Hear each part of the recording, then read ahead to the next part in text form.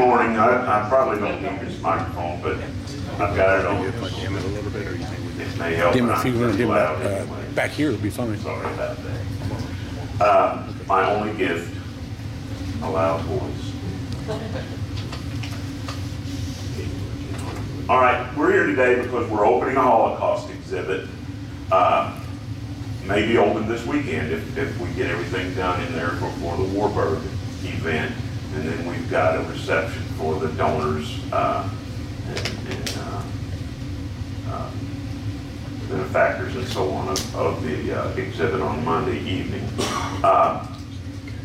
So it's important that we as volunteers understand the exhibit, and you know, we've done this with some other exhibits where we had people come and look and so on.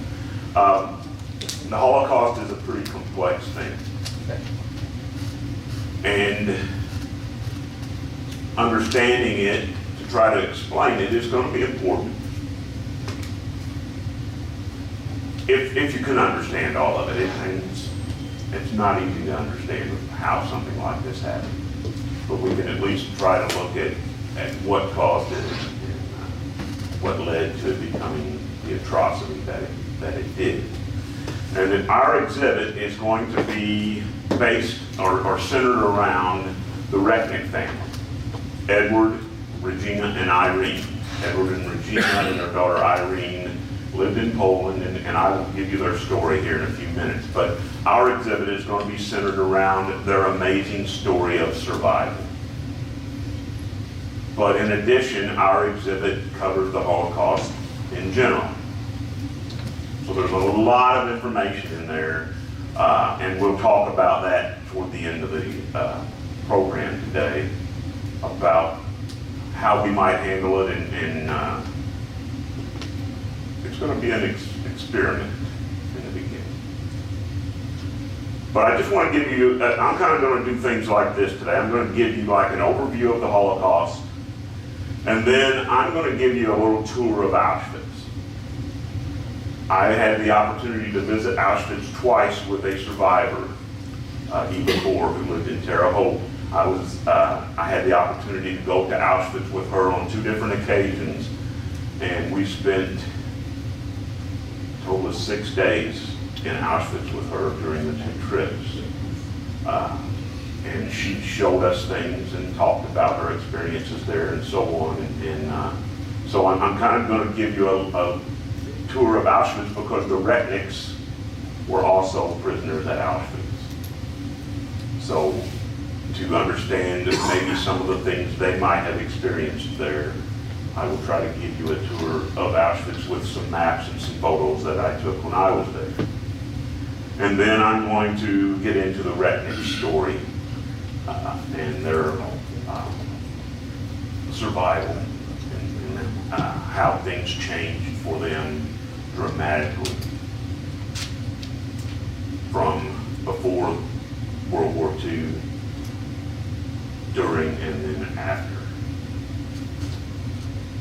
And if you have any questions, I will do my best to answer them. I am by no means an expert, but I have spent a lot of time reading about, and I had the opportunity on many occasions since the 1987, I heard my first Holocaust survivor speak. He came to our school.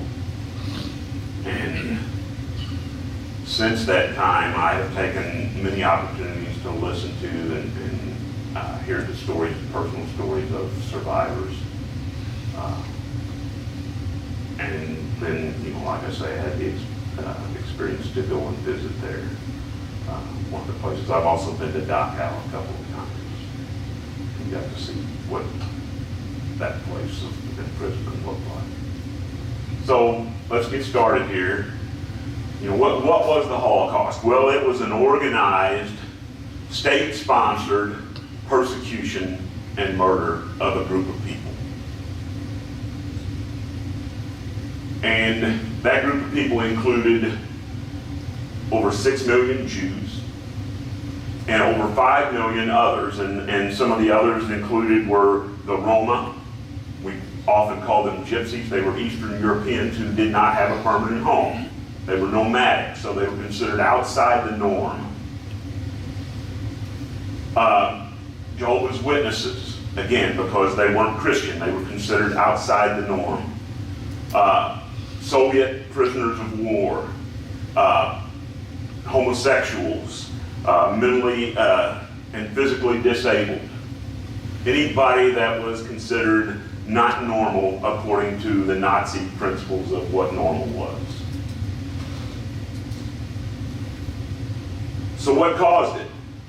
Well, certainly the Nazi government played a major role in that, in the Holocaust. But what else caused it? People either participating in it or standing by and allowing it to happen.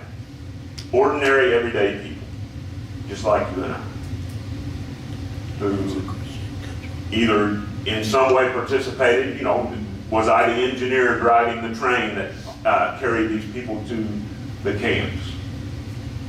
Or was I a person in a town living nearby who saw the smoke coming from these chimneys and smelled the smell and didn't speak up? Those things caused this persecution and murder. The power of words are strong. There's 3 quotes here, and I'm not going to read them to you. You can read them, but they were all by the same guy, Adolf Hitler.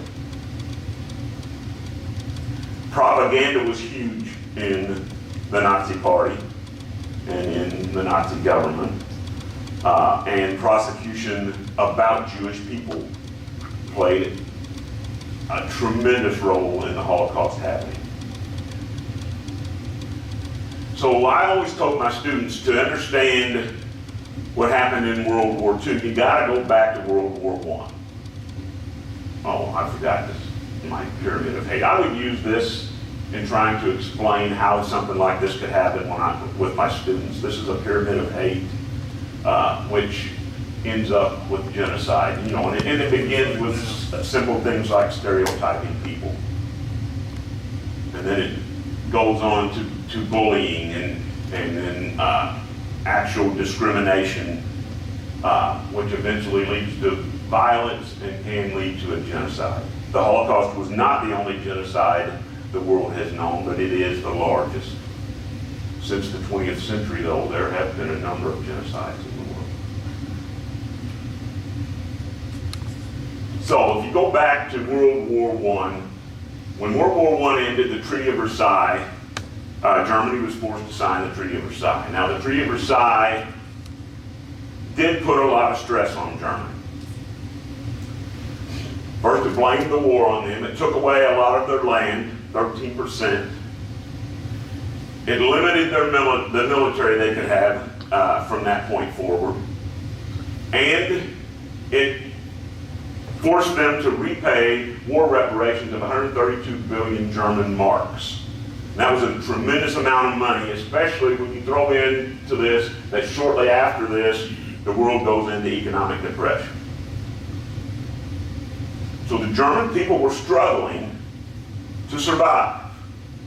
Inflation, hyperinflation. They had hyperinflation, where it took a wheelbarrow full of German marks to buy a loaf of bread, and so on. So they were looking for answers. They were looking for somebody who would say, I can fix your problems. And Adolf Hitler and the Nazi Party stepped up, and again, I'm simplifying this somewhat, and there's so many details that would go into explaining this, but they were looking for answers. They were looking for somebody that can say, we'll fix the problem, and the Nazi Party ends up being led by Adolf Hitler, who was actually from Austria originally, moved to Germany, joined the German military and fought for Germany in World War I. And he became, he started going to the Nazi meetings. He ends up being the leader of the Nazi Party. And he throws them a scapegoat, the Jewish people. Now, one of the things you'll see that the Nazis did with propaganda was they racialized a religion. They convinced the German people that Judaism was a race, and that you can tell who a Jew is by looking at them. They even created posters with shapes of noses and things like that, and said you can tell a Jewish person by their nose. So propaganda and lies from the beginning. And he threw out the scapegoat, and I used to kind of explain it this way, and again, I'm sorry if I'm bringing things down, but I was talking to high school kids most of my time explaining this. And I used to use sports scenario as an explanation for this. Because a lot of times if we're playing in a ball game, if we're in if Jason's in a basketball game and they get beat, and he comes out, he's all bummed out. And his dad puts his arm around him and says, "Son, it wasn't your fault. The referee was terrible. It was the referee's fault." And you're like, "Yeah, it wasn't my fault. It was the referee." And it makes you feel a little better about yourself. Now again, that's a very simple metaphor. Yes. Thank you. But it's kind of what happened. The German people were struggling. They were bummed out. They'd lost the war. They were under severe strife and stress from the economic issues they were having. And now somebody's thrown them a scapegoat. It wasn't your fault. The Jewish people held us back. They held us back in World War I. They're why we lost. They're holding our economy down. They're why our economy is so poor. If we get rid of them, it'll fix these things. And many, many people bought into that. It offered them a scapegoat. Now, here's the interesting thing. In 1933, there were 9 million Jewish people living in all of Europe. That is 1.7% of the entire population of Europe. In Germany, there were 500,000 Jewish people, and that was less than 1% of the total population. Yet they were the cause for all the strife.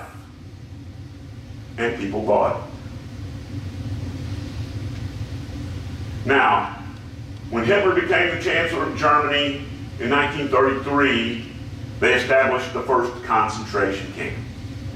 Dachau was the first, and then they began to build many more. And these concentration camps were used to imprison anybody considered dangerous to Germany. Now, this guy here, Heinrich Himmler, he was the head of the SS, and the SS was over a lot of things in Germany. Very powerful guy. And he's the guy who spearheaded the building of the concentration camps and the selling of the persecution to the people. And there's another guy we'll talk about in a minute that stepped up big time in this as well. But Himmler is certainly the guy that was in charge of this. Then in 1935, the Nuremberg laws were enacted. Now, the Nuremberg laws were anti-Jewish laws. They took away your citizenship. If you were Jewish, it didn't matter if you were born and raised in Germany and your family had been living there for 6 generations. It didn't matter. Because you were, according to them, Jewish, you were no longer a citizen of Germany. Since you weren't a citizen of Germany, you didn't have the rights of a citizen.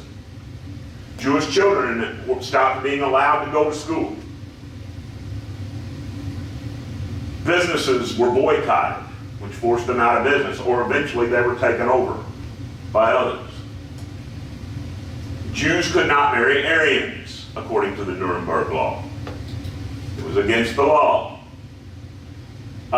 And they identified who was a Jew. They actually had charts. And it showed if you had grandparents that were Jewish and so on, and it went back to determine who was Jewish and who wasn't. Even if you hadn't been a practicing Jew, if you didn't attend the Jewish synagogues and so on, you were still considered Jewish if your grandparents and so on were Jewish, according to the charts. So basically, the Nuremberg laws allowed legal persecution of Jews. And then in November of 1939, Kristallnacht happens. And Kristallnacht is called the Night of Broken Glass. It was a state organized, although they said they didn't tell anybody to do these things. It all happened all over Germany on the same night. So it was organized. Jewish businesses and synagogues and homes were looted and burned. 30,000 Jewish men were rounded up and sent to concentration camps. Now, I got a picture of a gentleman here. This is Walter Summers. He was a teenager living in Germany and an eyewitness to Kristallnacht. His father and grandfather were arrested on that night and taken to concentration camp. He was a regular docent at the Candles Holocaust Museum. He passed away at the age of 101. But when he would talk about it, again, he would talk about living a normal life, and then that night things changed. Now, his family was lucky enough that his father was in prison for, it seemed like it was a month or two, and he was released. They had the finances, and they had a sponsor in the United States, because immigration, a lot of people say, why didn't they just leave? And that's a whole nother story. It was extremely difficult to get out of Germany because other countries wouldn't take them, including the United States, and because Germany made it very difficult for them to leave. It became fairly impossible. Now, those that did had money and had someone here or in another country that would say, yes, we will take responsibility for them. So Walter's family was able to come to the United States, and when he got here, he ended up joining the United States military and served in the U.S. Army during World War II, but was an eyewitness to the things that happened that night. So then, when Germany invades Poland in 1939, World War II begins, and the Holocaust kind of kicks up from there. The first ghettos were established in 1939. Now, a ghetto was, and I always had to explain this to kids because it has different terminology today than it did then, or different meaning. Ghettos were a section of a city that they would fence off or build walls around, and they forced all of the Jewish people from the surrounding area inside that section of the city. So you may have gone from living in a comfortable home or apartment, you and your family, and I used to tell the kids you had your own bedroom and so on, and things were good, and all of a sudden you're living inside a fenced area in a small apartment with 3 other families. Life changed dramatically. In these ghettos, there wasn't much food. There wasn't good medical care. They weren't kept clean. And those inside that were able to work were used as forced labor. So they would be taken out and taken somewhere to work during the day, brought back to the ghettos in the evening. Now, there were ghettos throughout Nazi-occupied Europe. And then also in 1939, the Einsatzgruppen was formed. The Einsatzgruppen are killing squads, and I'll talk a little more about them in a second when I get to another guy I want to tell you about. In May of 1940, Auschwitz concentration camp was opened. Now, Auschwitz was opened originally in a village called Oświęcim, which is in Poland on the Vistula River, and it had a military base there, an old military base. So that old military base was fenced in and became Auschwitz, the original concentration camp. Now, Auschwitz will expand. In October of 41, Auschwitz II is built, which is Birkenau. Birkenau is the place where most of the Jewish prisoners were taken to, and we'll talk again more about that in a few minutes. And then in January of 1942, just outside of Berlin, the Wannsee Conference is held, and that is where the different departments and leaders of the Nazi Party are brought together to come up with the plan that comes to be known as the final solution of the Jewish problem. And again, we'll talk a little bit more about that here coming up. because this guy right here, this is Reinhard Heydrich, and he is one of the creators of the Gestapo, the secret police. And he's often called the architect of the Holocaust. He ends up being in charge of all of police matters in Nazi Germany, or Nazi-occupied territory. And that includes the secret police, the Gestapo. It includes the Einsatzgruppen, anybody that's an enforcer. And his job is to find, arrest, and deal with anybody that is considered an opponent to the Nazi government or Nazi ideology. And then to round up and eliminate Jews, because he was the organizer of the Wannsee Conference. This is the building here where they held the Wannsee Conference. And every department of German government was instructed by Hitler to cooperate with Heydrich in the plan they came up with at this conference. And that plan was the plan that we will see go into action to exterminate the Jewish race from Europe. That was what the final solution was. Now this guy, he didn't get to see this through. He was in Prague in 43, I think it was, and two Czech agents shot him, or threw a grenade at him in his car, and he was wounded. And then about a month later, he died from infection of those wounds. So he got things rolling, and then he was killed, and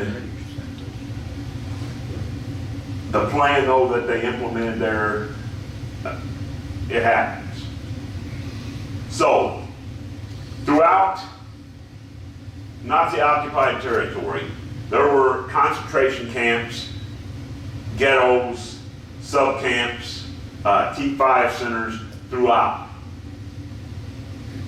Listen to this, there were over 40,000 camps and places of incarceration in Europe. 40,000. Now, we hear of the larger camps, but most of those camps had sub-camps, which were located near mines, near industries, so that forced labor could be used and didn't have to be transported long distances.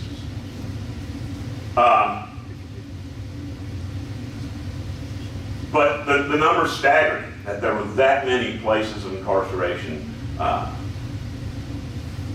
that was a part of the Holocaust. And then the T5 centers were euthanasia centers. These are places where there were more than 70,000 people killed in euthanasia centers because of mental or physical disabilities.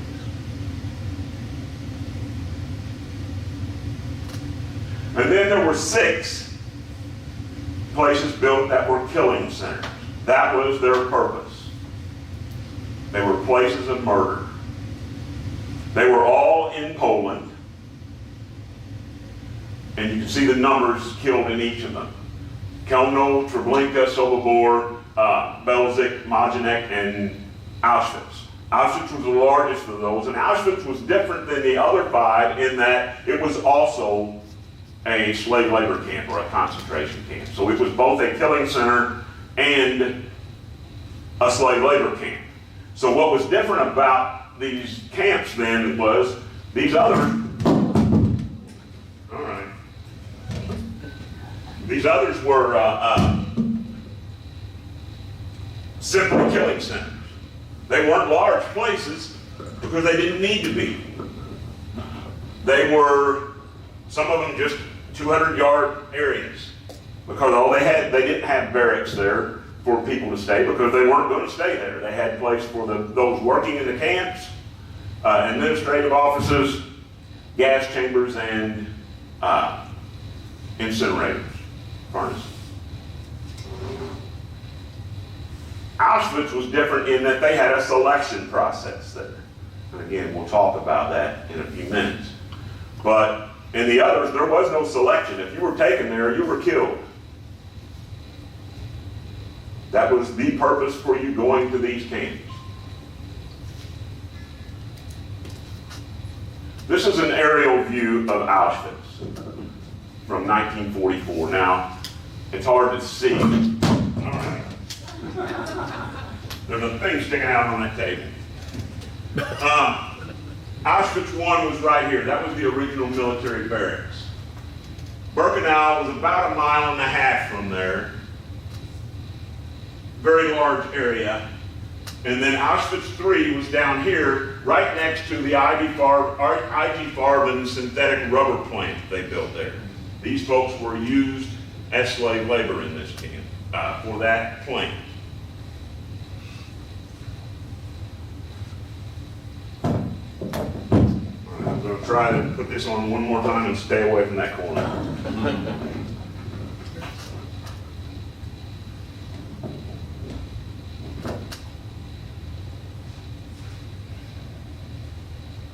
I could put it on this side.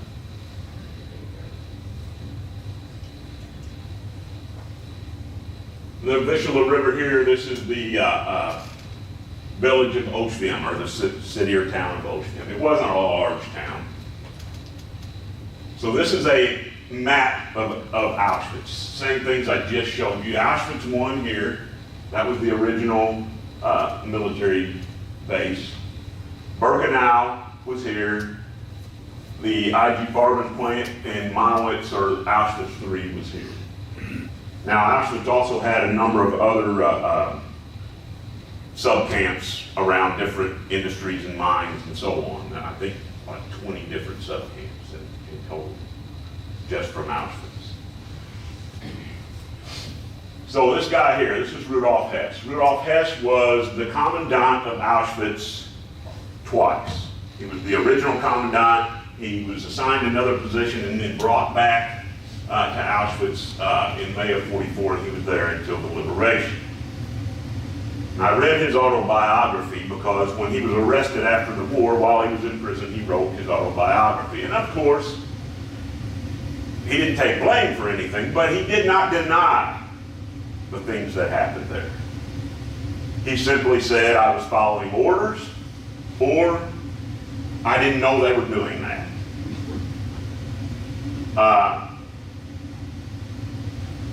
But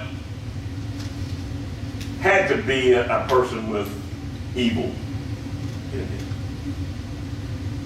Now, at the end of the war, he was tried, and he was hanged on that gallows right there inside Auschwitz I concentration camp. I had a friend who went with Eva to Auschwitz in 2014, and his grandson went with him. And his grandson is the only member of the Rudolf Hess family that speaks out against the evils that his grandfather did. The rest of his family disowned him for that. But he went with them, and it's funny, but I guess it's not, but they get there, the Auschwitz people will not let them in because he's with them. They said, we're not letting a Hess inside here.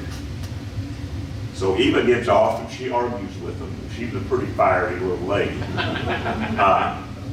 And she gets back on the bus, and my friend told me, she said, 70 years ago they wouldn't let me out, and now they won't let me in.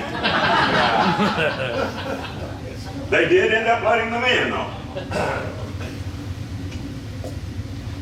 She actually told a guy when I was there that the second time they had changed the bag policy. Everybody went to the small bag things when you go into a place or a clear, and she always had this big old bag she carried with her.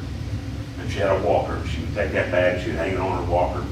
So we get there, and she's got this bag, and the guard told her, you can't take this bag in, it's too big. And she said, I'm the reason you have a job, and I'm taking it in. She took it.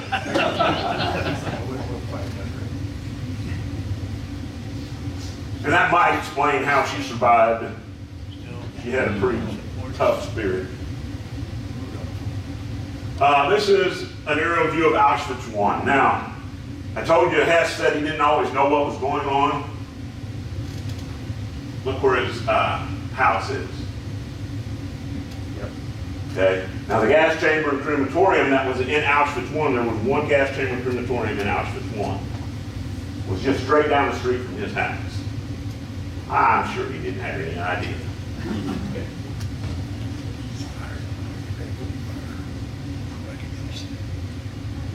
Now this is an aerial view of Auschwitz II Birkenau. This is 425 acres. And I'll show you another map of this in a minute, but I can kind of give you an idea of where we are here in a second. But these are all barracks here. And this area over here, they were building a whole nother section as large as this one on this side when liberation happened. So there was no plans to stop what they were doing. There were plans to expand. This is Auschwitz III Monowitz. So this is where those used as slave labor in the Monowitz plant lived, were kept prisoners. This is the IG Farben plant, where the synthetic rubber plant, where they were being used as slave labor. So now I'm going to try to give you a little tour of Auschwitz. This is the main gate of Auschwitz I. Albach macht frei. Work makes you free. And that sign was on many of the camps. I don't know if it was on all of them, but it was on many of them on the front gates. Propaganda. Famous photo when you see that sign. Just inside the gate is this building, and this is where the camp orchestra played. Here's a photo of them in front of that building when the camp was active. If you could play an instrument, it might save your life at Auschwitz, because they had this orchestra. And their job, they would play music as they would take the slave laborers out during the day, and play music when they came back in, and it supposedly boosted their spirits and made them work harder or whatever. This orchestra was also, though, forced to play for many Nazi functions. These are some of the barracks that you would see. Now, all of the barracks in Auschwitz I look like this. They're brick buildings because they were military barracks at one time. Each one's called a block. But there was barbed wire and electric fences put around the entire area. This is inside of one of them. Now, you look at these bunks, they're 3 high. They wouldn't be for just one person. There would be 3 to 4 people on each of those bunks. There was not a mattress, there were no covers or blankets. It was just wood slats and whatever clothing you had, which wasn't much, then cotton. 1,200 people, as many as 1,200 people would be in each of those barracks.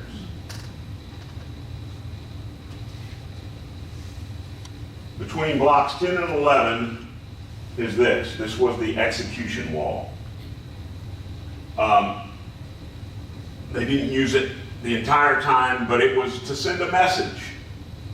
Anybody that did something that was considered out of line or that might instigate others to follow would be taken here and shot where everyone could see what was happening. Thousands were killed at this spot. This is the crematorium and gas chamber number 1 at Auschwitz I. Now later they stopped using, when they built Birkenau and the other gas chambers and crematorium, they stopped using this one. It became a morgue. But it was originally a gas chamber. You see the hole there where they would drop the Zyklon B pellets through, and then the incinerators here. The ones they built in Birkenau are much larger than this one. This is the only one still standing, and you'll see in a minute what I'm talking about. So, moving over to Birkenau, and we're about 1.5 miles from where the other camp was. This is the entrance. The trains would come through here and go through that entrance. You see the guard tower there. There are guard towers everywhere. So if you were if the prisoners were being brought to Birkenau, they would be taken by train through that entrance to the selection platform. So this is a map of Auschwitz, so I can kind of explain. So here's where I just showed you. They're coming through right here with the train. This becomes the selection platform. These are the first barracks they built here, and they're made of brick. Then they found out that cheaper material and more quickly they could build them of wood. So all the barracks on this side were made of wood. And then this is the area they were building at the time of liberation. So as you came in here, you would be selected right here. There's a Nazi officer standing on a platform. And when you come off of that train, from a glance looking at you, they're going to determine whether you live or die. That Nazi officer has the power to decide right then, in a fraction of a second, if you live or die. And it was based on whether they thought you had any use to them. If you looked like you were strong enough and healthy enough to be a slave laborer, you would be sent to one area. Anyone else was sent the other way, and mostly those sent to their death were children and elderly.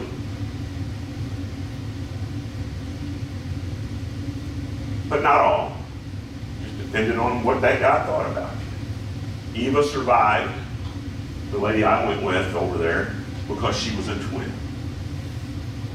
She and her twin sister Miriam were 9 years old. And there was a doctor at Auschwitz who did medical experiments on human beings. And he had this fascination with twins. And Dr. Mengele, said, hey, if they're twins, I want them separated. And there were actually separate barracks for the twins. And Eva said she was taken every day for 6 days a week and had experiments done on them, she and her sister. They would do comparative experiments. And then if one died, they automatically killed the other and did comparative autopsies. So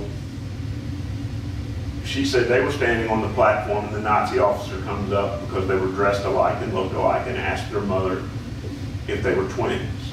And she said, my mother asked, is that good? And the officer said yes. And they were taken from their mother, and that was the last time they saw any of their family. Because everyone else in their family was murdered on that day. So from here, once you're selected, if you were selected, you would come across here, and on this path, you would go back here. This is gas chamber crematorium number 2. I don't think you can see this pointer on that. Gas chamber crematorium number 3. Gas chamber crematorium number 4, and gas chamber crematorium number 5. There were 4 in Auschwitz-Birkenau. And they were fairly large places. If you were selected to be a slave laborer or part of medical experiments, you were taken to here, this area called Canada. See the number 1 up there? That was the processing center. That's where you were taken and you were processed. You were, anything you had was taken away from you. Everybody back then, they were told that in the Holocaust, you can take 1 suitcase with you. And I'll get into that in a second, but they had to leave those behind. But when you got there, if you had any clothes you had, whatever jewelry you had on, whatever, was all taken from you. You were given, your head was shaved, you were tattooed. Auschwitz was the only camp that tattooed its prisoners. The others did not do that, although at liberation, there were people with tattoos in other camps because of the death marches that took place, and the prisoners were taken to other camps after the liberation. But it was the only camp that actually put a physical tattoo on its prisoners. So they were tattooed, their heads were shaved, they were deloused, they were given a striped uniform to wear. Very thin cotton cloth. And then the area you see there that says Canada, those are warehouses. because all of the things that were taken, all these suitcases were brought there. They were opened. So if you were told you had an hour to gather up all of your valuables, you could take one suitcase, what things do people put in there? They put their silverware. They put their jewelry. They put their family photos. You know, the things they consider to be valuable that'll fit in a suitcase. So when they get here, those suitcases are taken and all the items are taken out and separated. These warehouses are full of things taken from prisoners brought there. There's a warehouse full of shoes. There's a warehouse full of eyeglasses. There's a warehouse full of hairbrushes. A warehouse full of silverware.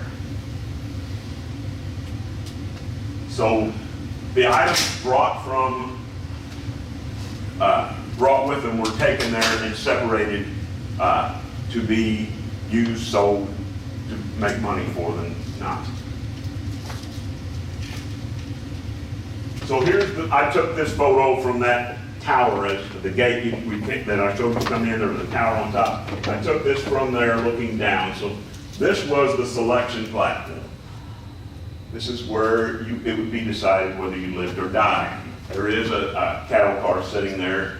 The brick barracks were on this side, the wooden barracks were on this side. Now most all of the wooden barracks are gone because at the end of the war, the Polish people went in and scavenged wood to make repairs in their own homes and to build and so on. They have rebuilt some of them so you can see what they look like, but all of the foundations and chimneys and things are still there. The brick buildings are still standing. So if you were selected to die, you were taken across here, and then right back there on the left in those trees was there's a bad connection in there. gas chamber crematoriums 1 and 2. Not yet. And then on this side of the trees was gas chamber crematorium, or 2 and 3, 3 and 4 and 5 over here. And then Canada was right in the middle where you see that bunch of trees right behind that area.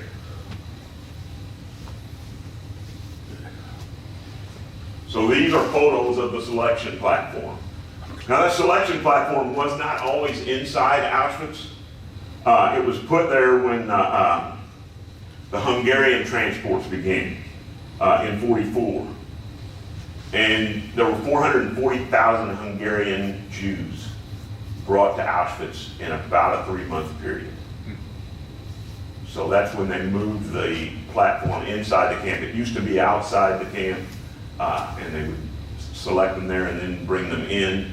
When they started rounding up so many in Hungary, Romania, they moved it inside the camp to the area you see here. This is a cattle car that was used in the transport. You see the guard tower on the back of it. There would have been a Nazi guard standing in that.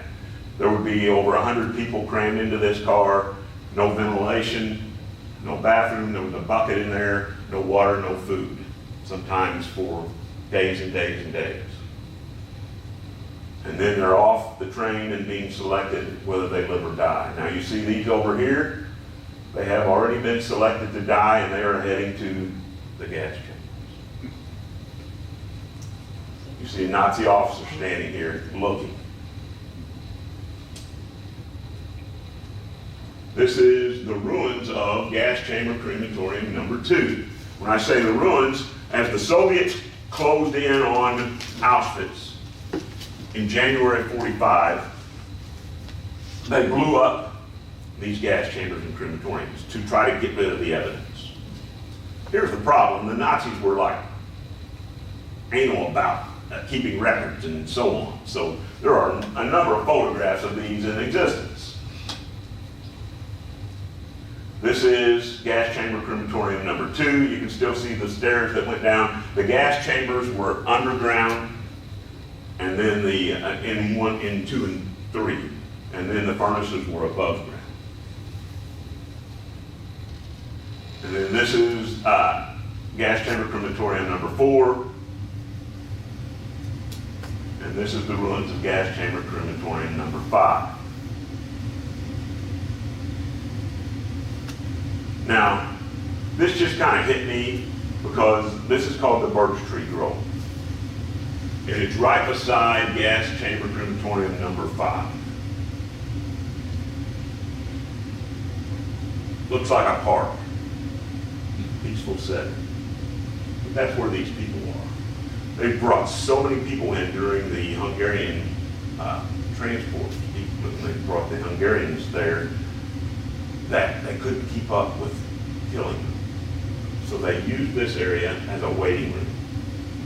These people were waiting here for their turn to go into the gas chambers in this Birch Tree Grove.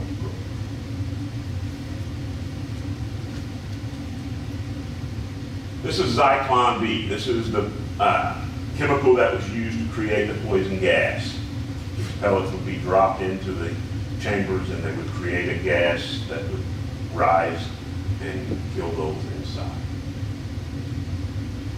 These are ash ponds, and there are a number of these throughout the camp because they were killing so many people and then burning the bodies in the incinerators. They had to dispose of the ashes. So these ponds, they would take the ashes and dump them into these ponds. So the remains of many of those victims are in these ash ponds. And this is Canada. This is the processing center I was telling you about, where they would be shaved and tattooed and so on. And then these are the rows of warehouses that I was showing, where they would keep all of the things taken from the prison. These are some of the things that were in those warehouses. You got shoes, you got enamel, you got suitcases and hairbrushes and so on. All taken from those that were imprisoned or murdered at this camp. Just some other photos that I took from there. These are the wooden barracks they reconstructed to show you what they look like. And then these are the brick barracks over here. This is the interior of one of the brick barracks. Again, there would be 3 to 4 people to each of these bunks. Again, there were electrical barbed wire and guard towers throughout the camp. Some more of the same types of photos. You can see the foundations and chimneys of the wooden barracks that remain. Most of the guard towers on the exterior of the camp were large brick towers, and then those inside were mostly the wooden towers like this. Now this was me with Eva Corps in 2017, and she was telling me about, I just remember that she looked out there and she said, see all that green? Because if you go there now, it doesn't look like it did then. You know, there's green grass. She said there was nothing green here when I was here. She said it was dirt and mud and concrete. This is the location of the Twin Girls Barracks. So this is where Eva was kept prisoner. And when she first went back there in the 80s, I forget exactly what year it was, they didn't know where this was. And she showed them where the barracks were, that she was there, where the Twin Girls were kept. So that's kind of a tour of Auschwitz. So now I'm going to tell you about, everybody doing okay? I want to tell you about the Retniks. The Retniks are an amazing story of survival in themselves. This is Edward, Regina, the parents of Irene. And they were living in Poland. Both Edward and Regina were born in Poland. They lived in a town called Dąbrowa Górnicza. I'm not good at Polish names. It was an industrial city. Edward was an engineer. He was an educated man. He ran a coal mine. They were doing well. They had a comfortable home. They were living a pretty good life. This is a picture of the town. I'm not going to try to say it again. The industrial city. about 5,000 Jewish people living in the town. So, when Germany invades Poland, they begin building ghettos. They built one at, I'm going to say it again, Dąbrowa Górnicza. And they were forced into that in 1940, in November of 40, they were forced into the ghetto in this city where they lived. So like I told you, they went from living in a comfortable home to living in an area where they were crammed in with all the other Jewish people from the surrounding area and forced to live together. And they were used as laborers. Eddie and Regina were both used as laborers in different jobs. Eddie was valuable because he was an engineer. He was valuable to them. He had skills that they could use.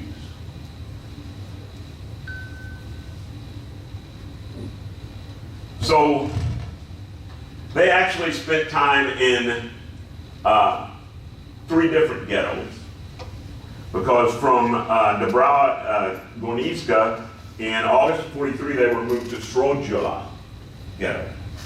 I couldn't find any photos of it, so I don't have a photo of it. But it was even more crowded than the ghetto they'd been, because now they're emptying some of the other ghettos and combining them with others. And while they were there, they were again used as laborers.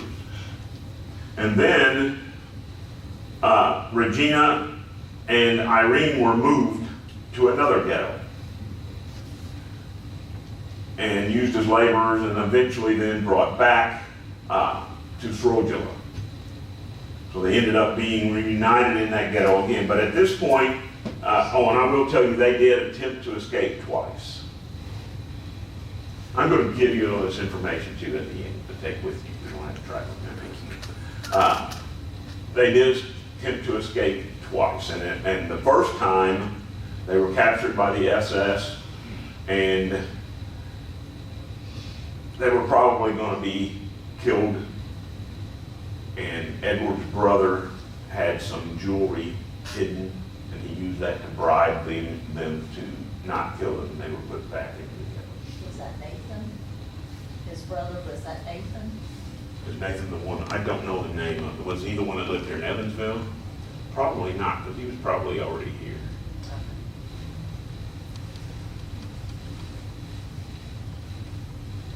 And then, as they're in Srodzula in early 44, they began transporting people out of the ghetto, and they realized this probably isn't a good situation. And they were able to sneak Irene out of the ghetto to a Polish family who had worked for Edward at the coal mine he ran before. This family agreed to hide her. Now, she was just a girl, so had this not happened, they were transported to Auschwitz shortly after that, and she would have been murdered. Yeah, 9 or 10. So at that point, this family saved her life by taking her, and she became a hidden child. Now, a family that did that was taking a big risk. It had to be a brave family, because had they been caught hiding a Jewish child, they would have been killed themselves. So it was a brave thing to do, and it saved Irene's life, this family taking her. So then Edward and Regina were taken to Auschwitz. And at Auschwitz, they are both used as slave labor. And I showed you what Auschwitz looked like, so you can imagine the misery they lived in. And then, as the Soviets approach in January of 45, Edward and Regina are both taken on death marches. But what happened was, as the Soviets came in, they tried to destroy evidence, and then they tried, anybody they thought could still be used as slave labor somewhere else, they took them on a death march. And they went in different ways to different other camps. So from Auschwitz and its subcamps, they moved everyone west from the Poland. They moved everyone west to other camps. While they're on the death march, now Eddie he's taken to Mauthausen, which is in Austria. A very brutal camp in itself. If you've ever seen pictures of it, there was a rock quarry there. And the slave laborers were used to break the rock, and then there was a set of stairs that went out of that quarry to the top. And they had to break those, get those stones, put them on their backs, and carry them up those stairs. And then back down and do it again, all day long, every day. So again, the cruelty that existed in these camps. So Eddie ended up in Mauthausen. While Regina is on this march, her sister is with them.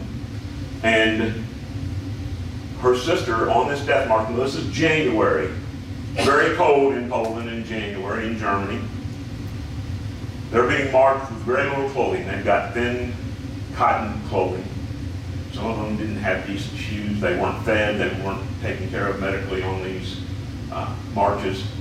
And her sister bent down and scooped up a handful of snow to try to quench her thirst, and a guard shot her and killed her.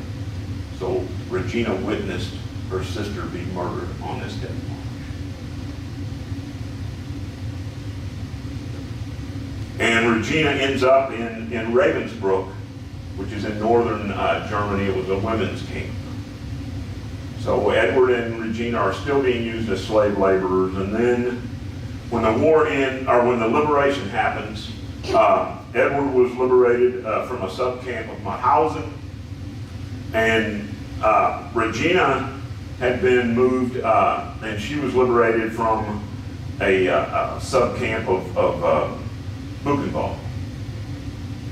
So they were moving them around to try to keep ahead of the liberators and to continue using them as slave labor as long as they could. Once they were liberated, Edward and Regina both ended up in displaced person camps. And Irene was picked up by an aunt that had survived, and she took Irene, and then it wasn't until in 1946 that they were all reunited again. And they ended up, here's that stairs I was showing you. See, these guys are carrying stones up that stair out of that rock quarry. And that was what they did all day long. So this was a Mauthausen concentration camp, and this is Ravensbrück concentration camp. Again, you see the labor that's being done. So that's where they were taken from the death marches to these camps. And then the liberation. This is actually not the places they were liberated from, but this was Mauthausen, where Edward was liberated from a subcamp of Mauthausen, not the main camp itself. And then these are women liberated from Ravensbrück, but Irene had been there, Regina had been there, but she wasn't actually liberated from it. So they ended up in Antwerp, Belgium. And both Edward and Regina ended up in the hospital afterwards because of all the malnutrition that they suffered. And Edward ended up having serious health problems throughout his life from the malnutrition and the illnesses he suffered as a result. And then in 1953, Edward, he had a sister living here, not a brother.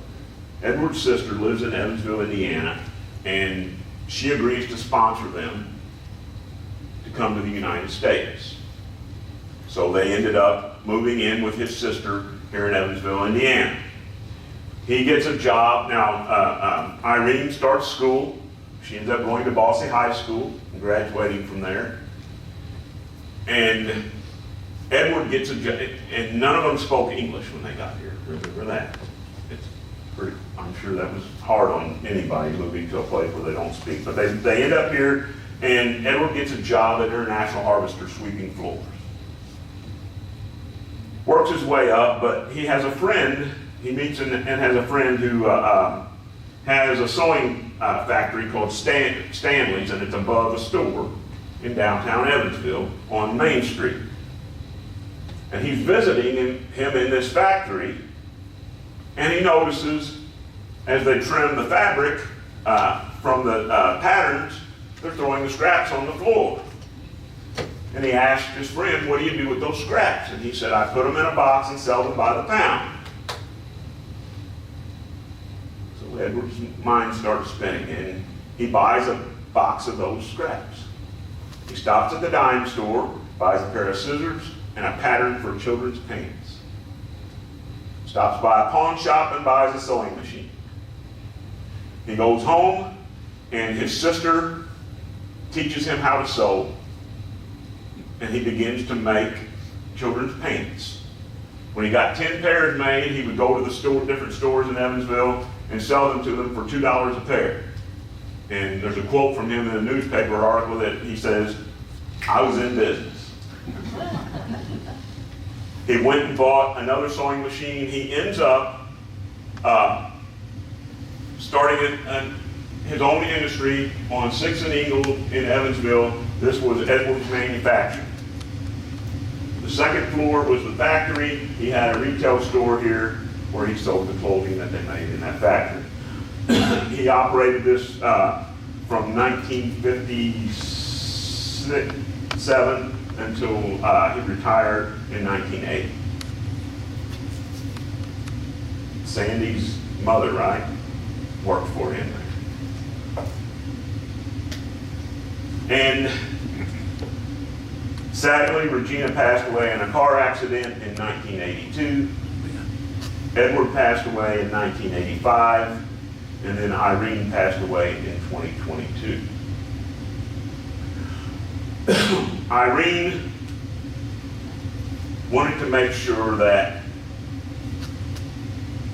the story was told. And she left money to make sure that the Holocaust is remembered.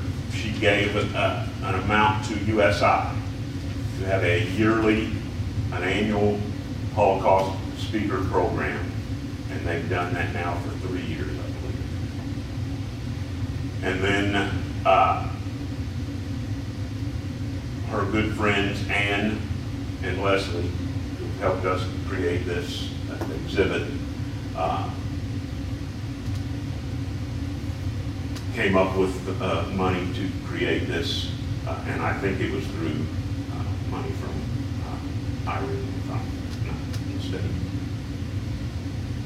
But Irene was adamant that she wasn't, and from what I understand, I never met her, but Dr. Browning knew her well. He lived next door to her, and a number of local people that knew him well, Ann and Leslie both knew her very well, said that she wasn't a person that wanted to speak and tell this herself, but she wanted to make sure that it was remembered. So again, it is an amazing story of survival by this family, the things they went through and so on. So that is what our Holocaust exhibit is going to center around. And these are just a couple of quotes. Dwight Eisenhower, I think it's important. You know, when you hear people say the Holocaust didn't happen, that kind of ticks me off, because if for no other reason than this, the American heroes that liberated these places and were eyewitnesses to it say it happened. And to call those guys liars should tick us all off. And Eisenhower said, I wanted to see it because he foresaw that that would happen someday. Someday somebody's going to say, well, this is just propaganda. And then Primo Levi was a Holocaust survivor himself.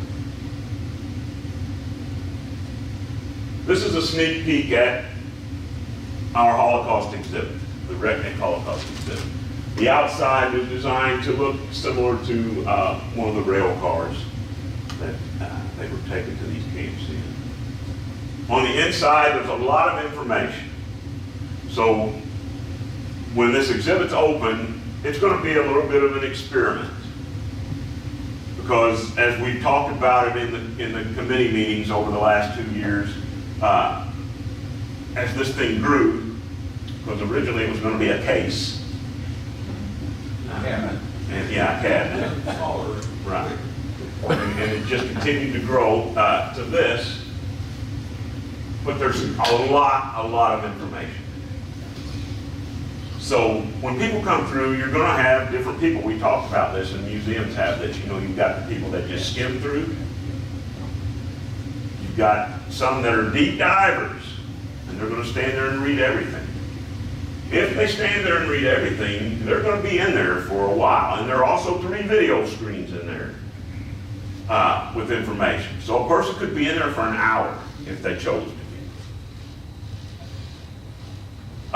So as volunteers, we kind of have to base what we do off what their interests are. Now, we've talked about how to do this, and I think, again, it's going to be an experiment. But I think when we're giving a tour, like some of the other things we do, you might say, you know, here's what this was, give them a brief overview, but don't go in with them unless you just want to. Let them go in and look. And we recommend that at first they just play the one video, unless they're here specifically for that only, which we'll probably have some people that will come out that way. But if they're here touring the museum, tell them to watch the one video, which is on the wall by the door, and there's explanation for the video buttons on the wall above them. Have them watch that one video and then look.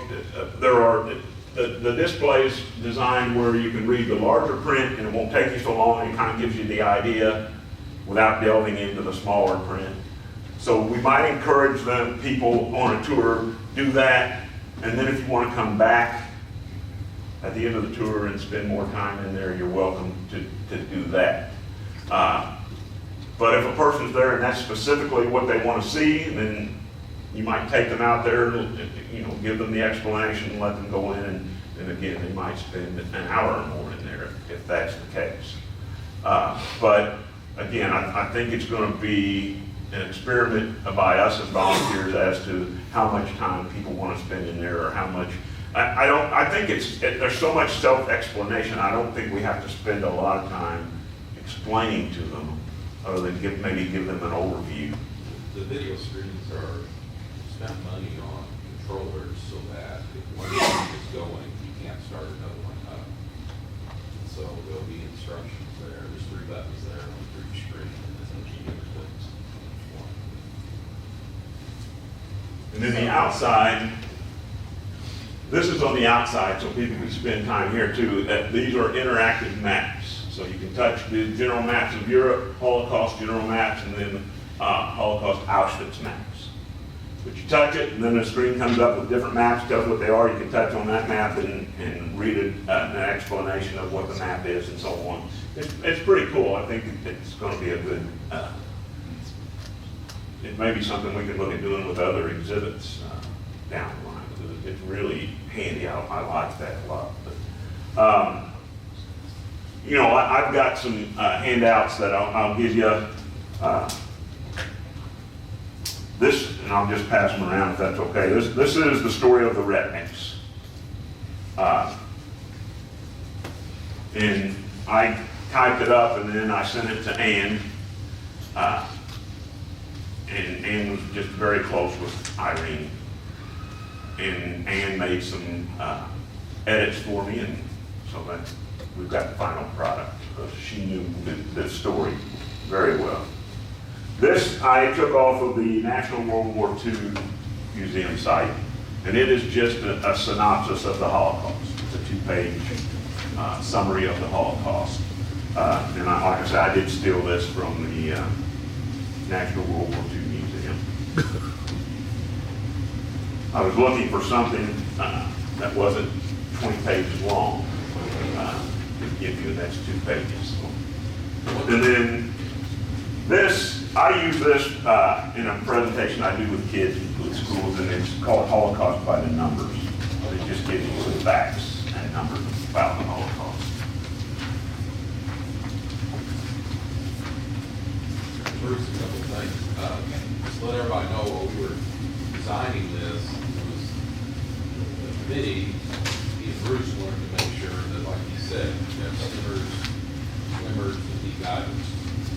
And we really tried to impress on Leslie and Ann that not everybody is going to want to go to everything that's in it. But Leslie and Ann were adamant in that setting. We want everybody that goes in there to at least come out with a concept of what's happened. Everyone have it happen again. So. I'll make sure next time I see Cole. Yeah. In that video that Stan Newton made, it has David James narrating it. There's more to It's take. on Channel 9, it's probably on Channel 9 again. If you don't do anything else, you have them in the room, hit that one video, and that's got. I don't have that one. The one that's got the. Things, and that'll have them in there about 50 more minutes. They should get the message on that if they don't know anything else about it. Say goodbye. So if you have multiple people